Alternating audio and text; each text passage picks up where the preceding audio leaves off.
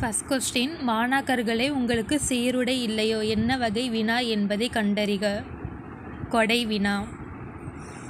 பின்வரும் விடைக்கேற்ற வினாவினை தேர்ந்தெடுத்து எழுதுக. பரிவாதினி என்னும் வீணை பல்லவ மன்னன் மகேந்திரவர்மன் காலத்தில் இருந்ததாக கூறப்படுகிறது. இதுக்கான ஆன்சர் ஆப்ஷன் டி. பல்லவ மன்னன் மகேந்திரவர்மன் காலத்தில் இருந்ததாக கூறப்படும் வீணை எது? பின்வரும் சொல்லின் இலக்கண குறிப்பு. உணர்த்தினேன்.